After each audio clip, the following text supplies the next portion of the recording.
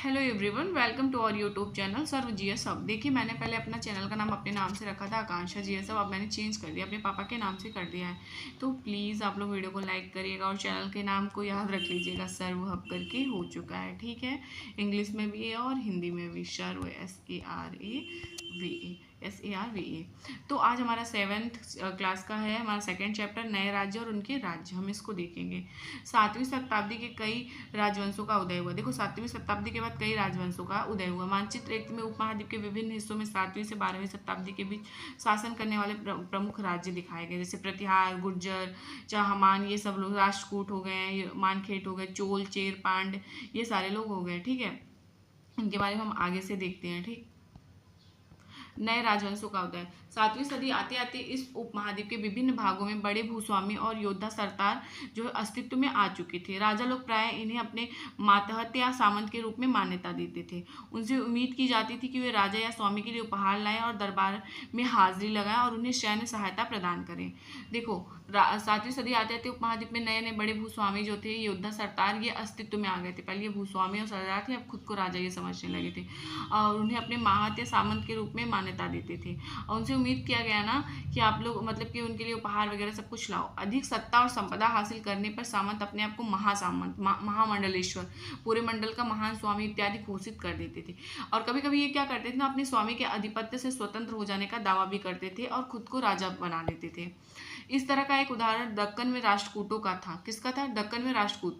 शुरुआत में वो कर्नाटक के चालुक्य राजाओं के अधीनस्थ थे। किसके? कर्नाटक में जो चालुक्य राजा थे उनके अधीनस्थ थे। लेकिन 8वीं सदी के मध्य एक राष्ट्रकूट प्रधान दंती दुर्ग ने अपने चालुक्य स्वामी की अधीनता से इनकार कर दिया और उसे हराए और हिरण्यगर्भ है, यानी शाब्दिक इसका अर्थ क्या होता है? सोने का गर्भ नामक एक अनुष्ठान किया। जब यह अनुष्ठान ब्राह्मणों की सहायता से संपन्न किया जाता है तो यह माना जाता है इससे याजक जन्मना क्षत्रिय ना होते हुए क्षत्रिय के रूप में दोबारा मतलब क्षत्रित्व प्राप्त कर लेगा। अब हम समझ गए, आप नहीं समझ पाए हैं। देखो, राष्ट्रकूट जो प्रधान दंतित दुर्ग था, ये अब क्या किया, चालुक्य से अपने आप को अलग मान लिया और सामंत था ना उनका, फिर खुद को राजा बना लिया। अब राजा बनाने के लिए उसे क्षत्रिय होना पड़ेगा, तो इसमें क्या अनुष्ठान कर रहा है? हिरण्यगर्भ। और ये ऐसा अनुष्ठान था, अगर आप मान लो क्षत्रिय कुल में नहीं पैदा हुए, अगर ये अनुष्ठान कर लेते हो तो आप क्षत्रिय तो प्राप्त कर लोगे। ठीक है, ये चीज़ याद रखिएगा। और कुछ अन्य उदाहरण, जैसे उद्यमी परिवारों ने पुरुषों और अपनी राजाशाही कायम करने के लिए सैन्य कौशल का इस्तेमाल किया। मिसाल के तौर पर कदम्ब, मयूर, सम्मर और गुर्जर प्रतिहार हरिचंद्र ब्राह्मण थे, जिन्होंने अपने परंपरागत पेशे को छोड़कर शस्त्र को अपना लिया। क्रमशः कर्नाटक और राजस्थान में अपने राज्य सफलतापूर्वक इन्होंने क्या किया? स्थापित किया था। राज्यों में प्रशासन, इन राज्यों में से कईयों ने महाराजाधिराज, राजाओं का राजा, त्रिभुवन चक्रवर्ती यानी तीनों भुवनों का स्वामी, इसी तरह का अन्य भारी भरकम उपाधियां धारण कर ली थी। इसी तरह के दावों के बावजूद भी अपने सामंत और साथ ही साथ किसान, व्यापारी तथा ब्राह्मणों के संगठन के साथ अपनी सत्ता साझेदारी करते थे। ये सब करने के बाद, ठीक है, इन सभी राजाओं के उत्पादों के अर्थात किसान, पशुपालक, कारीगर, संसाधन इकट्ठे किए जाते थे। इनको अक्सर अपने उत्पादों का एक हिस्सा त्यागने के लिए मतलब मनाया जाता था या फिर बाध्य किया जाता था। कभी कभी इस हिस्से को लगान में मानकर वसूला जाता था, क्योंकि प्राप्त करने वाले भूस्वामी होने का दावा करते थे। राजस्व व्यापारियों से भी लिया जाता था, व्यापारी जो थे उनसे भी लिया। 400 कर। तमिलनाडु में शासन करने वाले चोल वंश के अभिलेखों में विभिन्न किस्म के करों के लिए 400 से ज़्यादा सूचक शब्द मिले हैं। ठीक है, किसके? ये चोल वंश वाले जो थे उनके। ये संसाधन राजा की व्यवस्था की वित्तीय आधार बनते थे। लोगों से लेते थे तभी तो ये वित्तीय आधार बनते थे ना। साथ ही मंदिरों और दुर्गा के निर्माण में भी इस्तेमाल होते थे। मतलब कि मंदिर वगैरह जो बनवाते थे या दुर्गों वगैरह जो बनवाते थे, मतलब किला, उसके लिए भी ये लोग यूज़ करते थे। संसाधन उन युद्धों को लड़ने में भी इस्तेमाल होते थे जिनसे लूट की शक्ल में धन मिलने तथा जमीन और व्यापारिक मार्गों के प्रयोग की संभावनाएं बनती थी। राजस्व वसूली के लिए पदाधिकारियों की नियुक्ति सामान्यतः प्रभावशाली परिवारों के बीच से ही की जाती थी। प्राय वंशानुगुणित होती थी, मतलब कि वंश के आधार पे। सेना में भी ऐसा ही होता था, राजा का बेटा राजा, मान लो लेफ्टिनेंट का बेटा लेफ्टिनेंट, वो लोग बना देते थे। कई बार राजा के निकट संबंधित इन ओहदों पे होते थे। ऐसा ही होता था, जो राजा के मतलब के निकट संबंधी होते थे वो इन ओहदे पे होते थे। प्रशस्तियाँ और भूमि अनुदान। प्रशस्तियों में ऐसे ब्यौरे हैं जो शब्दशः सत्य नहीं हो सकते हैं, मतलब कि जरूरी नहीं सारे शब्द सत्य हो, लेकिन ये प्रशस्तियाँ हमें बताती कि शासक खुद को कैसा दर्शाना चाहता था। और विद्वान ब्राह्मण द्वारा रची गई, मतलब वो इसलिए करते थे ना कि राजा के बारे में अच्छा अच्छा लिखते थे ताकि उन्हें उपहार मिले। ये हम पढ़ चुके हैं। वो मिसाल के तौर पर सूरवीर विजयी योद्धा के रूप में अपने आप को दिखाते थे ये लोग। नागभट्ट की उपलब्धियां, देखो कई शासकों और प्रशस्तियों में अपनी उपलब्धियों का बखान किया। आपने पिछले साल गुप्त शासक समुद्रगुप्त की प्रशस्ति के बारे में पढ़ा। अब बताइए आप लोग कमेंट बॉक्स में समुद्रगुप्त की प्रशस्ति किसने लिखा था, आपको जरूर से ये बताना होगा। राजा लोग प्रायः ब्राह्मणों को भूमि अनुदान से पुरस्कृत करते थे। ये ताम्र पत्रों पर लिखे अभिलिखित होते थे जो भूमि पाने वाले को दिए जाते थे, मतलब ये राजा लोग करते थे। 12वीं शताब्दी एक बृहद संस्कृत काव्य भी रचा गया जिसमें कश्मीर के शासन पर करने मतलब राज्य करने वाले इतिहास दर्ज है। कब लिखा गया था, 12वीं शताब्दी में। इसे किसने लिखा था, इसमें कलहड़ नामक एक रचनाकार द्वारा लिखा गया था। कलहड़ ने अपने वृत्तांत लिखने के लिए शिलालेख, दस्तावेज, प्रत्यक्षदर्शियों को वर्णने और पहले के इतिहासकार समेत अनेक तरह के स्रोतों का इस्तेमाल किया है। प्रशस्तियों के लेखकों से भिन्न और अक्सर शासकों और उनकी नीतियों के बारे में आलोचनात्मक रुख दिखलाता है, इसलिए 12वीं सदी के लिए यह असाधारण ग्रंथ था। पहली बात, कश्मीर का इतिहास किसने लिखा था, कलहड़ ने, ये याद रखिए कलहड़ ने। धन के लिए युद्ध, आपने यह गौर किया होगा कि इनमें से प्रत्येक शासक राजवंश का आधार कोई क्षेत्र विशेष था। वे दूसरे क्षेत्रों पर भी नियंत्रण करने का प्रयास करते थे, जरूर करते थे। ये एक विशेष रूप से वांछनीय क्षेत्र था। क्या, विशेष रूप से एक वांछनीय क्षेत्र था। अब यहाँ से देखो, गंगा घाटी में कन्नौज नगर। अब आपसे पूछेगा कि कन्नौज के लिए किसने लड़ा था, त्रिपक्षी युद्ध या फिर त्रिपक्षी संघर्ष किसको कहते हैं, गुर्जर, प्रतिहार और राष्ट्रकूट जो ये पाल जो थे इनके बीच में हुआ था। किसके, गुर्जर प्रतिहार राष्ट्रकूट पाल वंशों के बीच, इन तीनों लोग के बीच में हुआ था। गुर्जर प्रतिहार, राष्ट्रकूट और पाल वंशों के बीच में कई सदियों तक चला था। ये लोग आपस में लड़ते रहते थे। इस लंबी लड़ाई के बाद 3 पक्ष थे। इतिहासकार ने इस चर्चा को त्रिपक्षी संघर्ष के रूप में बताया है। जैसा कि हम देखेंगे आगे, देखो पृष्ठ यानी 62 पेज नंबर पे आगे वाले चैप्टर। शासकों ने बड़े मंदिरों का निर्माण करवाकर अपनी सत्ता और संसाधनों का प्रदर्शन करने का भी प्रयास किया, कि ये दिखाया कि हम कितने ज़्यादा मजबूत हैं, हम कितने ज़्यादा बड़ा मंदिर बनवा सकते हैं, हम क्या कुछ कर सकते हैं। इसलिए जब वो एक दूसरे पर राज्यों पर आक्रमण करते थे तो वो मंदिरों को भी अपना निशाना बनाते थे, मंदिरों को भी निशाना, जो कभी कभी अधिक संपन्न होते थे। आप इनके बारे में भी चैप्टर 5 में पढ़ोगे। अब यार ये देख लो, गजनी का सुल्तान महमूद, उसने सोमनाथ मंदिर पे कितना बार आक्रमण किया, 17 बार किया था ना। ऐसे का शासकों में सबसे प्रसिद्ध है उसने गजनी का सुल्तान महमूद जो था अफगानिस्तान का। ये 997 से लेकर 1030 तक शासन किया और अपने नियंत्रण का विस्तार मध्य एशिया भाग, ईरान, उपमहाद्वीप के उत्तर पश्चिम हिस्सों तक किया। वह लगभग हर साल उपमहाद्वीप पर हमला करता था। उसका निशाना था संपन्न मंदिर, जिनमें गुजरात का सोमनाथ मंदिर भी शामिल था। महमूद जो धन उठा ले गया उसका बहुत बड़ा हिस्सा गजनी में एक वैभवशाली राजधानी के निर्माण में खर्च हुआ। सुल्तान महमूद अपने द्वारा जीते गए लोगों के बारे में मतलब कई बातें जानना चाहता था और उसने अल-बरूनी नामक एक विद्वान को इस उपमहाद्वीप का लेखा जोखा लिखने का काम सौंपा। अरबी में लिखी गई उनकी कृति किताब अल हिंद आज भी इतिहासकार के लिए महत्वपूर्ण स्रोत है। आपसे पूछ लेगा अल-बरूनी की पुस्तक का क्या नाम है, किताब अल हिंद, ठीक है, किताब अल हिंद या फिर किताब हिंद बोलते हैं, ठीक है, मध्यपूर्ण स्रोत है। अल-बरूनी ने इसे तैयार करने के लिए संस्कृत के विद्वानों से परामर्श किया था, ठीक है, किसने, अल-बरूनी जो थे। युद्ध करने वाले दूसरे राजाओं में चाहमान भी थे, जो बाद में चौहान के रूप में जाने गए।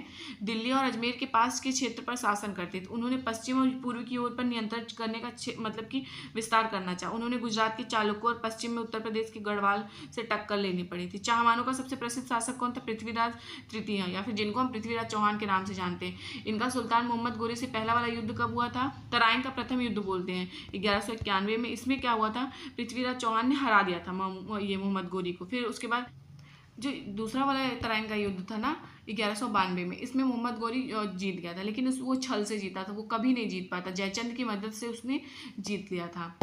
चोल राज्य एक, देखो हमने बोला था ना कि अभी चोल के बारे में पढ़ेंगे, आपको पहले वाले चैप्टर में बताया था।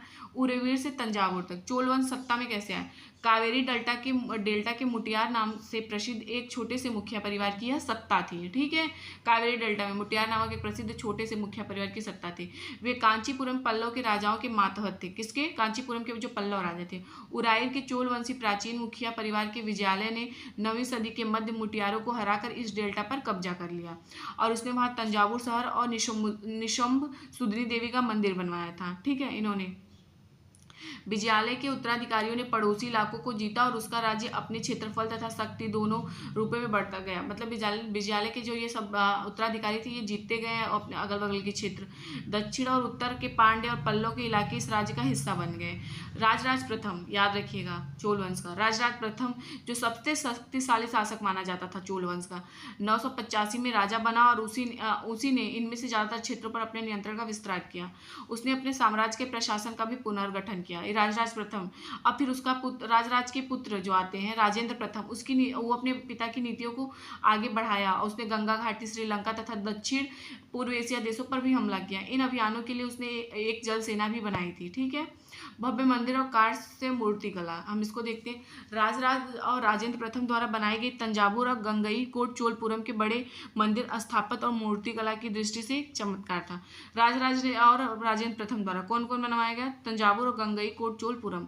चोल मंदिर अक्सर अपने आसपास विकसित होने वाली बस्तियों के केंद्र बन गए। ये शिल्प उत्पादन के केंद्र थे। ये मंदिर शासकों और अन्य लोगों के द्वारा दी गई भूमि से भी संपन्न हो गए थे। इस भूमि का उपज उन सारे विशेषज्ञ का निर्वहन करने में खर्च होती थी जो मंदिर के आसपास रहते थे। ठीक है। वो लोग अपना मतलब एक तरह से उनका जीविका चलता था। पुरोहित, मालाकार, बावर्ची, मेहतर और संगीतकार, नर्तक इत्यादि जो थे। दूसरे शब्दों में अगर आप कहो तो ये मंदिर सिर्फ पूजा आराधना के स्थान नहीं थे, वे आर्थिक, सामाजिक और सांस्कृतिक जीवन केंद्र के भी थे, क्योंकि लोग अपना खान पान जीवन भी चला रहे थे। मंदिर के साथ जुड़े हुए शिल्प सबसे विशिष्ट थे। कांस्य प्रतिमाएं बनाने का काम, कांस्य, देखो चोल कांस्य प्रतिमाएं संसार की सबसे उत्कृष्ट प्रतिमाओं में गिनी जाती है। याद रखिएगा, चोल सबसे ज्यादा फेमस किसके लिए थे? कांस्य प्रतिमा के लिए। ज्यादातर प्रतिमाएं तो देवी देवताओं की ही होती थी, लेकिन कुछ प्रतिमाएं भक्तों की भी बनाई जाती थी, याद रखिएगा। कृषि और सिंचाई, चोलों की कई उपलब्धियां कृषि में हुए नए विकासों के माध्यम से संभव हुई है।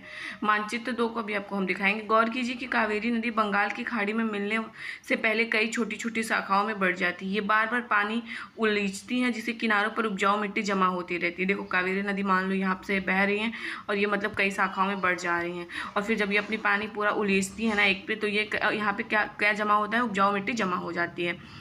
शाखाओं का पानी कृषि, विशेषतः चावल की खेती के लिए आवश्यक आर्द्रता भी मुहैया कराता है। मतलब कि चावल के लिए पानी की तो बहुत आवश्यकता होती है ना, तो फिर वो पानी इकट्ठा होता है तो चावल वगैरह बहुत अच्छे से होता है। कृषि भी, हालांकि तमिलनाडु के दूसरे हिस्से में कृषि पहले ही विकसित हो चुकी थी। मतलब तमिलनाडु के दूसरे हिस्से में, मान लो 2 हिस्सा है, इस हिस्से में पहले ही हो चुकी थी, पर 5वीं या 6ठी सदी में आकर ही इस इलाके में बड़े पैमाने पर खेती शुरू हो पाई। इस इलाके में बड़े पैमाने पर खेती कब शुरू हो पाई? 5वीं या 6वीं सदी में आके। कुछ इलाकों में जंगलों को साफ किया जाना, देखो कुछ इलाकों में जंगल जो थे उसको साफ किया जाना था, और कुछ दूसरे इलाकों में जमीन को समतल किया जाना था, और कुछ दूसरे इलाकों में जमीन को समतल किया जाना था। डेल्टा क्षेत्र में बाढ़ को रोकने के लिए तटबंध बनाए जाने थे, और पानी की खेती तक ले जाने के लिए नहरों का निर्माण होना था। कई क्षेत्रों में एक साल में 2 फसलें उगाई जाती थी। मतलब कई ऐसे क्षेत्र थे जो एक साल में 2 फसलें उगाते थे। कई जगह पर फसलों की सिंचाई कृत्रिम रूप से करना जरूरी था। मतलब कि कृत्रिम रूप से मतलब मानव निर्मित जो चीज़ें होती है उसके द्वारा सिंचाई के लिए कई पद्धतियां अपनाई जाती थी। कुछ इलाकों में कुएं खोदे गए, तो कुछ अन्य जगहों पर बारिश के पानी को इकट्ठा करने के लिए विशाल सरोवर बनाए गए। स्मरण रहे कि सिंचाई के काम में योजना की जरूरत होती है। जैसे जैसे श्रम और संसाधनों को व्यवस्थित करना, इन कामों की देख रेख करना, और यह तय करना कि बंटवारा कैसे किया जाए। ज़्यादातर नए शासक ही साथ गाँव में रहने वाले लोगों ने इन गतिविधियों में सक्रिय रूप से दिलचस्पी दिखाई। मतलब ये सब खेती वगैरह करने में कैसे मतलब डेवलप हो और ज़्यादा विकास हो, और कैसे उपज बहुत ज़्यादा हो। साम्राज्य का प्रशासन किस प्रकार संगठित था? किसानों की बस्तियां थी जो उर कहलाती थी। याद रखिए, किसानों की बस्तियां क्या थी? उर कहलाती थी। सिंचित खेती के साथ ये समृद्ध हो गई थी। आपसे पूछेगा किसानों की बस्तियां क्या कहलाती थी? उर, याद रखिएगा। इस तरह के गांवों के समूह को नाडू कहते थे। इस तरह के गांवों के समूह को क्या बोलते थे? नाडू। ग्राम परिषद और नाडू न्याय करने और कर वसूलने के जैसे कई प्रशासनिक कार्य करती थी। लाइन याद रखिएगा। वह लाल जाति के धनी किसानों को केंद्रीय चोल सरकार की देखरेख में नाडू के कामकाज में अच्छा खासा नियंत्रण हासिल था। उनमें से कई धनी भूस्वामी के चोल राजाओं ने सम्मान के रूप में मूवेदन वेलन, मतलब 3 राजाओं को अपनी सेवा प्रदान करने वाला वेलन या किसान जैसी, और आईर या प्रधान जैसी उपाधियां दी। उन्हें केंद्र में महत्वपूर्ण राज की पद पर सौंपे, और उन्हें क्या किया? केंद्र में महत्वपूर्ण राज की पद सौंपे। और ये देखो ये वाले याद रखना है, यहाँ से क्वेश्चन आते हैं। वेलन गवाई, गैर ब्राह्मण किसान स्वामी की भूमि ब्रह्मदेव ब्राह्मणों को उपहार में दी गई। शाला भोग कृषि विद्यालय के रखरखाव के लिए भूमि। देवदान या तिरुन मुटकनी मंदिर में उपहार में दी गई भूमि। पल्लीचंदम ये जैन स्थानों को दान में दी गई भूमि है। हमने देखा ब्राह्मणों को समय समय पर भूमि अनुदान या ब्रह्मदेय प्राप्त हुआ है। परिणाम स्वरूप कावेरी घाटी दक्षिण भारत के दूसरे हिस्सों में ढेरों ब्राह्मण मतलब की बस्तियां जो है वो अस्तित्व में आने लगी। प्रत्येक ब्रह्मदेव की देख रेख में प्रमुख ब्राह्मण भूस्वामी की एक सभा द्वारा की जाती थी। ये सभाएं कुशलतापूर्वक, देखो ये सभाएं कुशलतापूर्वक काम करती थी। इनके नियंत्रण शिलालेख में प्राय मंदिरों की पत्थरों की दीवारें ब्यौरे दर्ज किए जाते थे। नगरम के नाम से ज्ञात व्यापारियों के संघ भी अक्सर शहरों में प्रशासनिक कार्य में मतलब संपादित थे या फिर संपादित करते थे, लगे रहते थे। तमिलनाडु के चिगलपुट्ट जिले में उत्तर मेरू में प्राप्त अभिलेखों में इस बात का सविस्तार वर्णन है कि ब्राह्मणों की सभा का संगठन कैसा था। सिंचाई के कामकाज, बाग बगीचा, मंदिरों इत्यादि की देख रेख के लिए सभा में विभिन्न समितियाँ होती थी। इनमें सदस्यता के लिए जो लोग योग्य होते थे उनके नाम ताल के पत्र छोटे मतलब टिकटों पर लिखे जाते थे और मिट्टी के बर्तन रख दिए जाते थे। किसी छोटे लड़के को हर समिति के लिए एक के बाद एक टिकट निकालने के लिए कहा जाता था। अब एक चीज ये याद रखिएगा, चीन में तांग राजवंश के तहत साम्राज्य स्थापित हुआ था जो लगभग 300 वर्ष तक मतलब 7वीं से 10वीं तक चला था। इसकी राजधानी शियान दुनिया के सबसे बड़े नगरों में से एक थी। यह तुर्की, ईरानी, भारतीय, जापानी, कोरिया यहाँ पे आया करते थे।